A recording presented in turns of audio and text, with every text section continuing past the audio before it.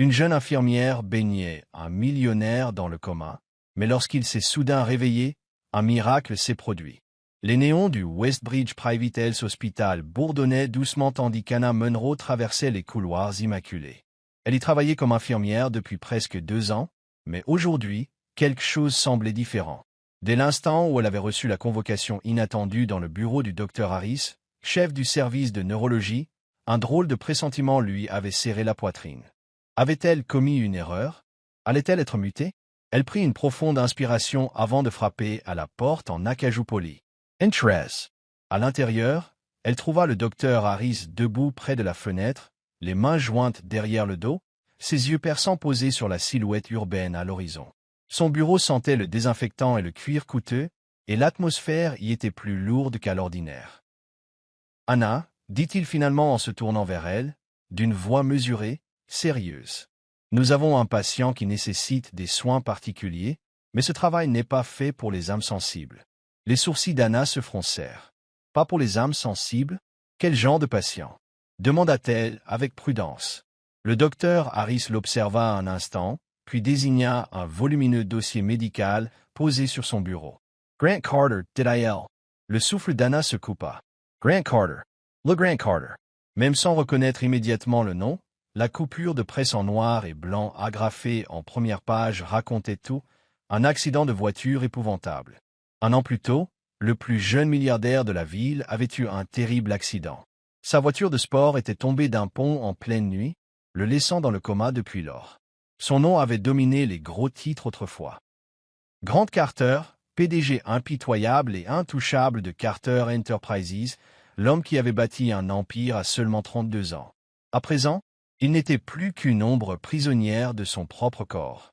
Sa famille le visite à peine, poursuivit le docteur Harris, et la plupart du personnel soignant se contente de faire les rondes par obligation. Mais Grant Carter a besoin de quelqu'un de réellement dévoué, quelqu'un qui va réellement s'en soucier. Anna se mordit la lèvre. Elle sentait l'hésitation dans la voix du médecin. « Et vous pensez que je suis cette personne? » Le docteur Harris acquiesça. « Oui, c'est ce que je pense. » Anna inspira lentement. S'occuper d'un homme qui ne se réveillerait peut-être jamais, un homme dont la fortune et le pouvoir avaient autrefois dicté la vie de milliers de gens. La tâche semblait intimidante. Mais, au fond, elle connaissait déjà sa réponse avant même de parler. « Je m'en occuperai. » Les lèvres du docteur Harris s'étirèrent en une mince ligne, bien qu'un éclat d'approbation brille dans son regard. « Bien, vous commencerez ce soir. » La suite privée, au dernier étage de l'hôpital, était terriblement silencieuse quand Anna y entra. Contrairement à la froideur clinique des autres chambres, celle-ci offrait un luxe discret. Un espace vaste, des lustres tamisés, des meubles en chêne sombre. Et, au centre, Grant Carter. Le cœur d'Anna manqua un battement lorsqu'elle l'aperçut. Malgré les tuyaux, les appareils qui le maintenaient en vie et l'immobilité de son corps, il était magnifique. Une mâchoire sculptée, de longs cils sombres sur une peau trop pâle, des épaules larges discernables sous la chemise d'hôpital. S'il n'était pas totalement immobile, on aurait pu le croire simplement endormi. Mais ce sommeil n'avait rien d'ordinaire. C'était un homme piégé dans un silence infini. Anna avala péniblement sa salive et s'approcha, ajustant d'abord sa perfusion, puis attrapant le linge chaud préparé pour lui. Elle hésita une seconde avant de poser doucement le gant humide sur sa peau.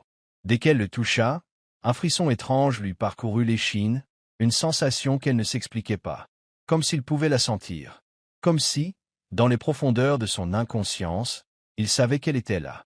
Le léger bip du moniteur cardiaque occupait le silence, régulier, rassurant.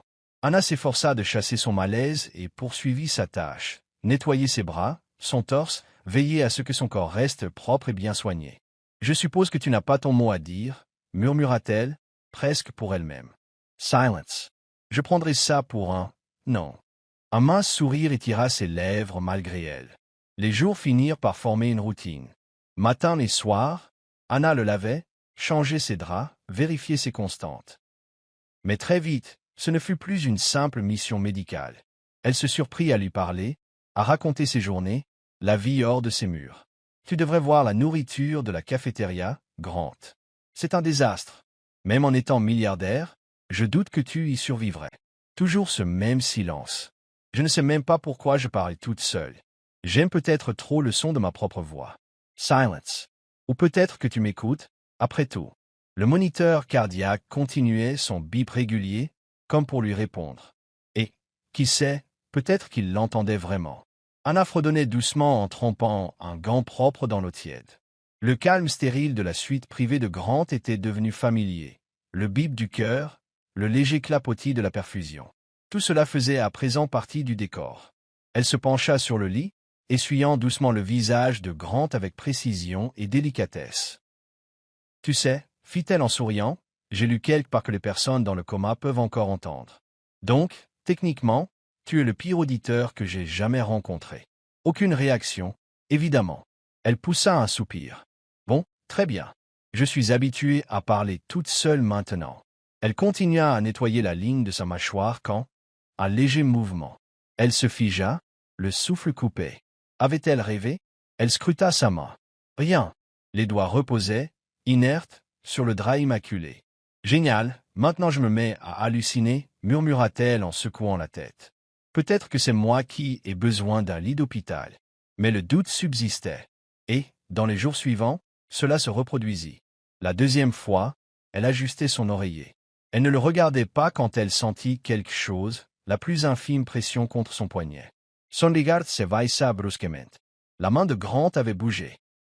De quelques millimètres seulement, mais suffisamment pour lui donner la chair de poule. Grant, chuchota-t-elle, sans même se rendre compte qu'elle disait son prénom. Silence. Toujours le bip, bip, bip régulier. Elle posa sa main sur la sienne, ressentant la chaleur, l'immobilité et peut-être ce potentiel mouvement. Plus rien. Rêvait-elle? Ou bien quelque chose changeait-il vraiment? Anna ne put taire ses doutes et en parla au docteur Harris. « Il a bougé ?» répéta le docteur, sceptique, en arquant un sourcil. « Je crois, » répondit Anna. « D'abord j'ai cru avoir imaginé, mais ça se reproduit. Ses doigts tressaillent. Sa main se décale un peu. C'est discret, mais ça existe. » Le docteur Harris se pencha en arrière, pensif. « Nous allons faire des examens, finit-il par dire. Mais ne te fais pas trop d'illusions. Ça peut être de simples spasmes musculaires réflexes. » Anna acquiesça, mais au fond d'elle, elle ne le croyait pas. Elle sentait qu'il se passait quelque chose. Et quand les résultats tombèrent, elle n'en fut pas surprise. « On observe une augmentation de l'activité cérébrale, » annonça le docteur Harris. Ses réponses neurologiques sont plus fortes qu'avant. Le cœur d'Anna s'emballa. Il va se réveiller alors? Le médecin hésita. Pas forcément. Ça peut signifier beaucoup de choses. Mais c'est un bon signe. Ce n'était pas la réponse dont elle rêvait, mais c'était mieux que rien. Cette nuit-là, assise près du lit, Anna se mit à parler à Grant plus longuement encore. « Je ne sais pas si tu m'entends, mais j'ai comme l'impression que oui, » souffla-t-elle. Son regard se posa sur son visage aux traits réguliers, toujours inanimé. Pourtant, pour la première fois, elle ressentit qu'il n'était pas totalement absent. Alors elle parla. Elle lui raconta sa journée, les patients qui la rendaient folle, le médecin de l'étage qui lui volait toujours son café. Elle lui confia des souvenirs de son enfance, du petit village d'où elle venait, de son rêve d'être infirmière depuis toujours. Et, tandis qu'elle parlait, elle ignorait qu'au plus profond de son silence, Grant écoutait. Le lendemain matin, la lumière du soleil traversait en larges faisceaux les baies vitrées de la chambre de Grant Carter, baignant sa silhouette immobile d'une lueur chaude. Le bip du moniteur cardiaque résonnait, immuable, comme depuis un an. Anna se tenait près du lit, retroussant ses manches. Pour elle, c'était un jour de plus. Un nouveau bain, un entretien de plus. Des conversations à sens unique. Elle trempa un gant dans une bassine d'eau chaude, l'essorant avant de commencer à laver délicatement le torse de Grant. « Tu sais, Grant, » annonça-t-elle en souriant, « je songe à adopter un chien. Comme ça, j'aurai enfin quelqu'un qui m'écoutera, au lieu de rester là, muet comme une carpe. » Silence. « Ok, je vois, tu n'apprécies pas la blague. » Elle soupira. « Je faisais juste la conversation. » Elle reprit ses gestes doux, montant vers le bras, effleurant son poignet. Quand soudain, il resserra ses doigts sur son poignet. Le temps s'y figia. Anna cessa de respirer. La pression était légère, faible, hésitante, mais bien réelle. « Mon Dieu, » murmura-t-elle, terrifiée et ravie à la fois, le cœur battant à tout rompre. Elle voulut se convaincre qu'il ne s'agissait que d'un autre réflexe. Une secousse nerveuse sans importance. Mais ce n'était pas le cas, car l'instant d'après, les paupières de Grant s'ouvrirent brusquement. Anna resta figée, incapable de bouger, de respirer, de penser. Des mois qu'elle observait ses paupières closes, guettant un signe, un frémissement de vie. À présent, deux yeux bleus océan la regardaient. Confus, décontenancé, vulnérable, mais bien vivant. Les lèvres sèches de Grant tremblèrent. Sa voix s'éleva, rauque, ténue, mais bien réelle. Quand Pagny, elle, là, les genoux d'Anna faillirent se dérober. Ses oreilles bourdonnaient d'un mélange de stupeur et de panique. Il avait parlé. Il s'était réveillé. L'impossible venait d'arriver. Elle perdit presque conscience de la bassine d'eau qu'elle lâcha, s'écrasant au sol dans un grand bruit. Elle recula précipitamment. Mon Dieu!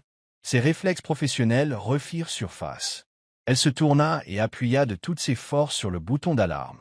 Une sirène retentit dans tout le couloir. Quelques secondes plus tard, la porte s'ouvrit à la volée, laissant entrer une équipe médicale menée par le docteur Harris. « Que s'est-il passé » demanda-t-il, déjà au chevet de Grant pour vérifier ses constantes. Anna, la voix tremblante, expliqua. Il a attrapé ma main, il a ouvert les yeux, Elle se retourna vers Grant, toujours incapable de croire ce qu'elle voyait. Son torse se soulevait difficilement, ses yeux balayaient la pièce, cherchant à comprendre où il se trouvait, ce qui lui arrivait. Il n'était pas complètement conscient, pas encore. Mais il était là. Le docteur Harris passa de la stupéfaction à l'action en un instant. Appelez l'équipe de neurologie, vite. Les infirmières s'empressèrent de courir, leurs exclamations se chevauchant dans un tumulte d'incrédulité. La chambre se transforma en ruche bourdonnante, mais Anna ne quittait pas Grant des yeux. Alors, comme s'il sentait son regard, il tourna la tête dans sa direction. Et, cette fois, il ne la lâcha plus du regard. La suite se déroula à toute vitesse. Les médecins lui posèrent des questions, vérifièrent ses pupilles à la lumière, testèrent ses réactions motrices. Mais, parmi tout ce remue-ménage, le regard de Grant revenait sans cesse à Anna. Elle s'approcha, hésitante, la gorge nouée. « Grant, souffle-t-il. Tu te souviens de quelque chose ?» Il la dévisagea, plissant légèrement les yeux. Une longue silence s'installa. Puis, ses doigts bougèrent de nouveau. Avant qu'elle ne puisse réagir, il attrapa sa main. Faiblement, lentement, mais de manière délibérée. Ses doigts se refermèrent sur les siens, à la fois fragiles et fermes, comme s'il l'avait toujours connu. Anna sentit son cœur se serrer. Le docteur Harris fronça les sourcils. « Grant, sais-tu qui est cette femme ?» Grant ne répondit pas immédiatement. Son front se plissa, son regard restant ancré à celui d'Anna. « Je ne sais pas, » murmura-t-il, la voix rauque de n'avoir pas parlé depuis si longtemps. « Mais j'ai l'impression que je devrais le savoir. » Un frisson parcourut Anna. Il ne se souvenait pas d'elle. Mais, au fond de lui, quelque chose n'avait pas oublié. Les jours qui suivirent le réveil miraculeux de Grant furent ponctués d'examens, de thérapies et d'interrogations incessantes. Les médecins s'émerveillaient de son rétablissement. Physiquement, il était faible mais en progrès. Ses muscles, ankylosés par un an d'immobilité, retrouvaient peu à peu leur force grâce à la rééducation.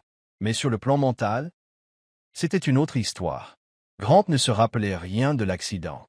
Plus on cherchait à lui faire recouvrer la mémoire, plus la frustration le gagnait. « Grant, on reprend », annonça le docteur Harris durant l'une de leurs séances. « Quel est ton dernier souvenir ?» Grant se massa les tempes, l'air tendu. « Je ne sais pas. Rien du tout. Où tu étais? Ce que tu faisais ?» Il soupira. « Je l'ai déjà dit.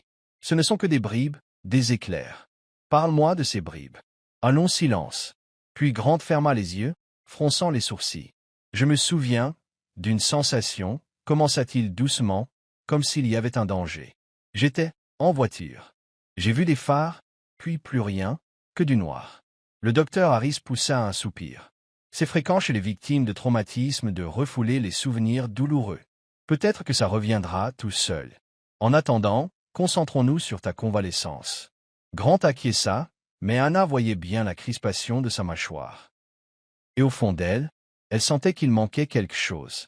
Cette nuit-là, hantée par ce pressentiment, elle se rendit dans les archives de l'hôpital. Elle avait déjà lu le dossier de Grant, mais cette fois-ci, elle le scruta avec plus d'attention. Et là, elle le vit. Un détail qui lui avait échappé. Le rapport d'expertise sur l'accident indiquait que les freins avaient échoué. Pas usés, pas cassés, sabotés. Frison la parcourut. Ce n'était pas un simple accident. Quelqu'un avait voulu la mort de Grant. Il n'en avait aucune idée. La main tremblante, elle referma le dossier. Elle devait le lui dire. Si quelqu'un avait tenté de l'éliminer, il risquait encore quelque chose. Le rétablissement de Grant s'accélérait. En quelques semaines, il était passé d'alité à assis, à se nourrir seul, à parler en phrases complètes. Désormais, il apprenait à marcher de nouveau grâce à la kiné. Anna était là à chaque étape, à chaque difficulté, chaque accès de rage quand il se sentait impuissant. « Je n'y arriverai pas », lâcha-t-il en serrant la barre parallèle, tentant de soulever son propre poids. « Si, tu peux », répliqua Anna, debout à côté de lui, sûre d'elle. « Regarde le chemin que tu as déjà parcouru, Grant. N'abandonne pas. » Il tourna la tête, haletant, la dévisageant. Elle ne cherchait pas à l'encourager par politesse, elle croyait vraiment en lui. Et cela lui donnait la force de croire en lui-même. Il soupira un bon coup et fit un pas de plus. Le visage d'Anna s'illumina. C'est ça. Pour la première fois depuis son réveil, Grant sourit. Non par politesse, ni par simple convenance, mais parce qu'il ressentait enfin quelque chose, une véritable joie de vivre. Et il savait parfaitement à qui il devait ça. Anna n'était pas comme les autres. Elle ne le regardait pas comme un simple malade, ni comme un milliardaire cloué dans un lit. Elle le voyait, lui. Grant. Et c'était la raison pour laquelle il se sentait irrémédiablement attiré vers elle. Chaque fois qu'elle entrait dans la pièce, le monde devenait plus léger. Chaque fois qu'elle parlait, sa voix l'arrachait un peu plus aux ténèbres qui demeuraient dans son esprit. Et chaque fois qu'elle le frôlait, que ce soit pour l'aider à marcher ou pour ajuster son oreiller, sa peau frémissait d'une sensation inexplicable. Un soir, après une séance de rééducation particulièrement épuisante, Anna proposa une promenade dans le jardin de l'hôpital. « Un peu d'air frais te fera du bien », sourit-elle. Grant accepta, mais ne s'attendait pas à ressentir un tel choc en sortant du cadre médical. L'air nocturne, les arbres qui bruissaient, la lueur lunaire. Pour la première fois, il se sentait humain, et non plus patient, non plus un mystère médical. Juste lui-même. Et à ses côtés, Anna. Ils avançaient lentement, Anna le soutenant. Au début, Grant pensa qu'elle n'agissait ainsi que par devoir. Mais il remarqua bientôt la façon dont ses doigts s'attardaient sur son poignet, dont elle le regardait en biais quand elle croyait qu'il ne la voyait pas, la façon dont son souffle se suspendait quand il se rapprochait trop. Et il sut. Elle ressentait elle aussi cette étrange attirance, ce lien silencieux entre eux. Ils s'arrêtèrent près d'un petit banc de pierre, la lune projetant des ombres dans le jardin. Grant se tourna vers elle, le cœur palpitant pour une toute autre raison. Anna entr'ouvrit la bouche, prête à parler. Mais avant qu'elle ne dise quoi que ce soit, Grant lui saisit la main. Ses lèvres formèrent un nœud de surprise, son regard plongea dans le sien. « Je ne me souviens de rien de ma vie d'avant, avoua-t-il, la voix basse. Mais je sais une chose. Anna deglutit. Laquelle? Il serra doucement ses doigts. Je te fais confiance. Ces mots semblaient simples, mais pour lui, ils signifiaient tout. Et à en juger par la façon dont Anna eut le souffle coupé, la façon dont ses joues rosirent sous la lune, la façon dont elle ne retira pas sa main. Elle avait compris. Pour l'instant, cela suffisait. La nuit suivante, Grant dormit mal. Il s'agitait, le corps encore fragile, l'esprit en ébullition. Puis, un éclair de mémoire le traversa, surgissant comme un barrage qui cède. La route était sombre. La pluie martelait le pare-brise, les essuie-glaces peinaient. Grant tenait fermement le volant, encore troublé par la réunion dont il sortait. Quelque chose clochait. Puis, soudain, des phares, éblouissants. Une voiture noire surgit dans sa voie, à toute vitesse. Il braqua, les pneus dérapèrent sur l'asphalte humide. Les freins, inoperants. Son cœur battait à tout rompre tandis qu'il cherchait désespérément à contrôler le véhicule. Juste avant l'impact, son regard se porta sur le bas-côté. Une silhouette se tenait là, immobile, comme si elle observait. Puis, le noir complet. Grant ouvrit brutalement les yeux, le souffle court, la sueur lui collant à la peau. Ce souvenir était si vif, si vrai. Il venait de comprendre la vérité. Ce n'était pas un accident, on avait voulu le tuer. Le lendemain matin, Anna remarqua aussitôt son changement d'attitude en entrant dans la chambre. Il était différent, plus tendu, un regard déterminé. « Grant » s'inquiéta-t-elle. « Ça ne va pas ?» Les yeux bleus aciers se posèrent sur elle, chargé d'une intensité nouvelle. Je viens de me souvenir de quelque chose. Anna sentit son estomac se nouer. L'accident? Il hocha la tête, crispé. Ce n'était pas un accident, Anna. Quelqu'un a trafiqué mes freins. Et il y avait un homme, sur le bas-côté, qui regardait la scène. Anna frissonna. Tout ce qu'elle avait redouté venait d'être confirmé. Mais qui? Et pourquoi? Les jours suivants, Anna et Grant firent des recherches ensemble, épluchant ses dossiers, les documents de la société, cherchant qui aurait pu vouloir sa mort. Jusqu'à ce qu'ils tombent dessus, un important transfert d'argent, effectué quelques jours avant l'accident, au profit d'un criminel spécialisé dans la mise en scène d'accidents. Et le donneur d'ordre? Nathan Carter, le demi-frère de Grant. La révélation les laissa hébétés. C'était donc lui, murmura Grant, en s'agrippant au rebord de la table. Nathan avait toujours été jaloux, toujours estimé que Grant était le fils favori, l'héritier, celui qui avait tout reçu, tandis que lui restait dans l'ombre. Et maintenant, il avait voulu éliminer Grant pour de bon. Anna sentit son cœur se serrer. Grant, il voulait vraiment ta mort. La machoire de Grant se contracta. Et je vais m'assurer qu'il paie pour ça. Le soir venu, Grant et Anna organisèrent un rendez-vous avec Nathan. Dans le bureau faiblement éclairé du domaine Carter, Nathan, affalé sur un fauteuil en cuir, faisait tournoyer un verre de whisky lorsque Grant et Anna entrèrent. Tiens donc, ricana Nathan. Le mort qui marche. Le regard de Grant flamboyait de colère. Pourquoi, Nathan? Nathan avala une gorgée. Tu connais déjà la réponse. Anna Essevanka. Tu as tenté de tuer ton propre frère? Pourquoi? De l'argent? Du pouvoir? Le ricanement de Nathan perdit de sa superbe. Pour tout ce qui aurait dû me revenir, cracha-t-il. Tu étais toujours le fils doré, l'héritier, celui qui avait tout. J'en avais assez d'attendre mon tour. Gran serra las puings. Alors tu as engagé quelqu'un pour saboter ma voiture. Nathan laissa échapper un rire amer. Je ne pensais pas que tu t'en sortirais. Mais bon, on dirait que les miracles existent, hein? Mais avant qu'elle ne réplique, la porte s'ouvrit à la volée, laissant apparaître deux officiers en uniforme. Le visage de Nathan pâlit. Nathan Carter, déclara l'un d'eux. Vous êtes en état d'arrestation pour tentative de meurtre. Nathan blêmit, se retournant vers Grant, le regard affolé. Tu m'as tendu un piège. Grant inclina la tête. Non, mon frère, c'est toi qui t'es piégé toi-même. Nathan se retrouva menotté, hurlant des menaces vaines. La porte se referma derrière lui, laissant un lourd silence planer. Grant, enfin, relâcha la tension de ses épaules. Tout était fini. La justice serait faite, et il était libre. Le domaine des Carter, immense et solennel, semblait d'ordinaire froid et imposant. Mais ce soir-là, quand Anna pénétra dans la grande salle à manger, elle eut une impression différente. C'était chaleureux, intime. De discrètes bougies éclairaient une table dressée près de larges baies vitrées, avec une vue imprenable sur la ville. Des roses blanches embaumaient l'air, et une bouteille de vin attendait dans un seau à glace. Anna en eut le souffle coupé. « Grant, qu'est-ce que tout ça signifie ?» demanda-t-elle en se tournant vers lui. Grant se tenait derrière elle, main dans les poches, son regard bleu doux mais intense. « Un dîner, tout simplement. Juste toi et moi. » La gorge d'Anna S.E. Sarah. Ces dernières semaines avaient été un tourbillon. La convalescence de Grant, la découverte de la vérité sur l'accident, l'arrestation de son frère. Mais désormais, l'orage était passé. Seule restait cette soirée, et elle en était plus fébrile encore. Ils s'installèrent à table.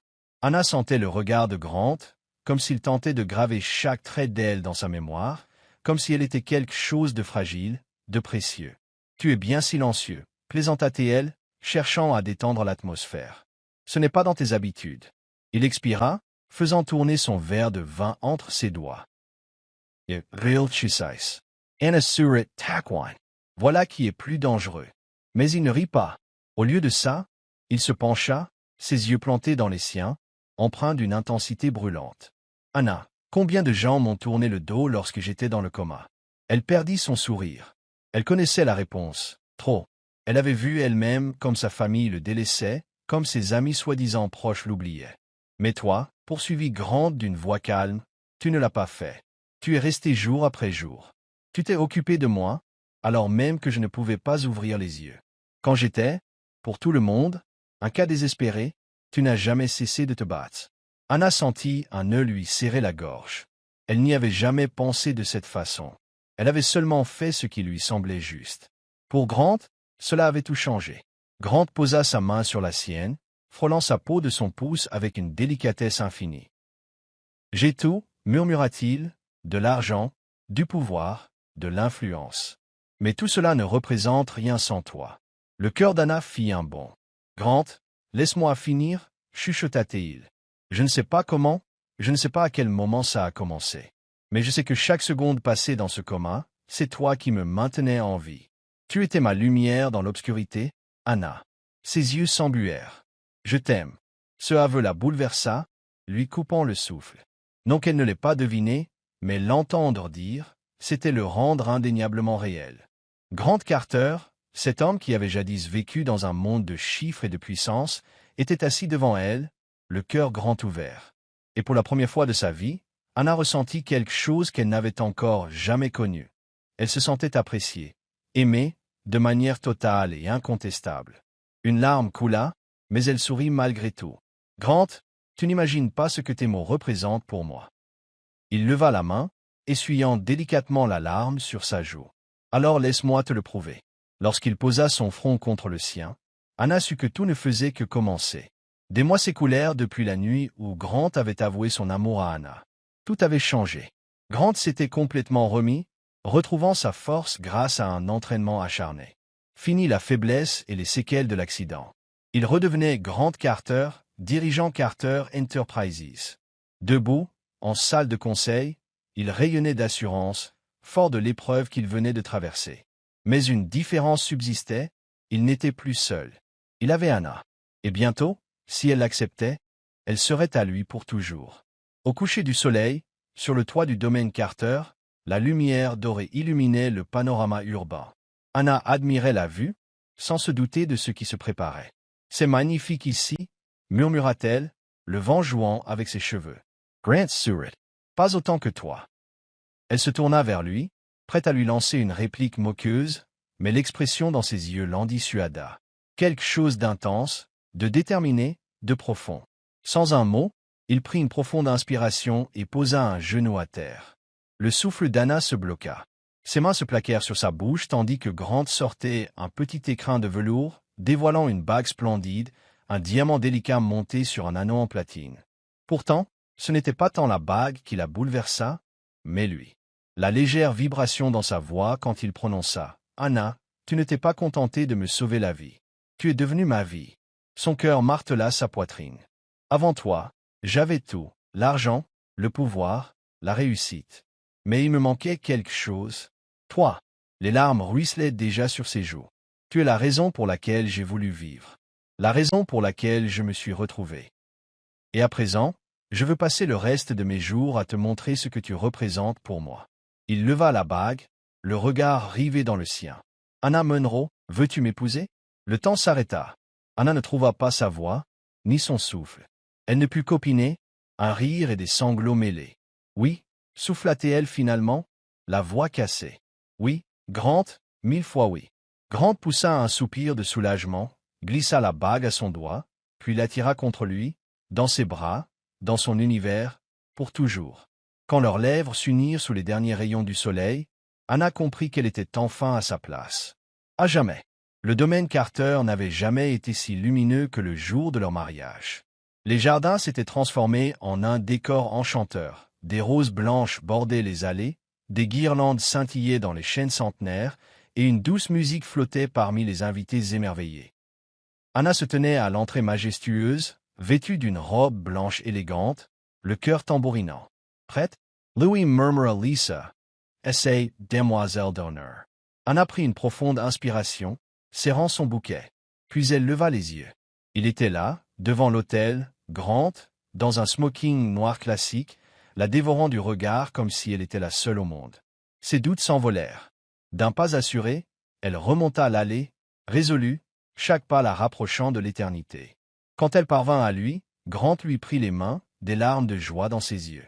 Leurs vœux s'échangèrent, des mots de promesse qu'ils scellèrent de l'amour forgé dans l'épreuve, la loyauté, la confiance. « Je vous déclare mari et femme. » Sous les applaudissements, Grant encadra son visage et l'embrassa avec une tendresse infinie.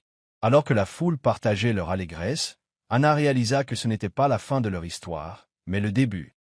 Quand le soleil commença à décliner, Grant et Anna s'éclipsèrent, marchant main dans la main à travers les jardins, savourant leur nouvelle réalité. Plus de séjours à l'hôpital, plus de solitude, plus de souffrance. Uniquement eux, ensemble, pour toujours. Grant serra doucement sa main. « Tu sais, » murmura-t-il, « je pensais avoir tout avant de te rencontrer. » Anna sourit en posant sa tête contre son épaule. Et maintenant, son regard se fit doux, infiniment tendre. Maintenant, je sais que tout ce que j'avais avant ne compte pas. Parce que tu es la plus belle chose qui me soit jamais arrivée. Les larmes menacèrent de remonter, mais Anna resta dans ses bras, étreinte par la profondeur de ses mots. Alors qu'ils avançaient vers la lumière dorée du crépuscule, elle le comprit. Ils avaient surmonté les tempêtes, bravé l'obscurité, frôlé la mort. Mais, au bout du compte, l'amour avait triomphé. Et près de Grant, Anna était enfin chez elle. Alors qu'ils s'éloignaient, main dans la main, pour vivre heureux à tout jamais, leur histoire devenait la preuve d'une vérité universelle. L'amour ne se résume pas à rencontrer quelqu'un, mais à demeurer à ses côtés, envers et contre tout. Anna n'a jamais baissé les bras pour Grant, même quand tout le monde l'avait fait. Et, finalement, ce n'est pas l'argent ni le pouvoir qui l'ont sauvé, mais la force de cet amour inébranlable. Si cette histoire vous a ému, n'oubliez pas de l'aimer, de la partager et de vous abonner à Soul Steering Stories pour découvrir plus de récits émotionnels et inspirants. Activez les notifications pour ne manquer aucune histoire qui fera vibrer votre âme. Merci de votre lecture, et souvenez-vous, parfois, les plus belles histoires d'amour naissent là où on les attend le moins. À très vite pour un nouveau récit.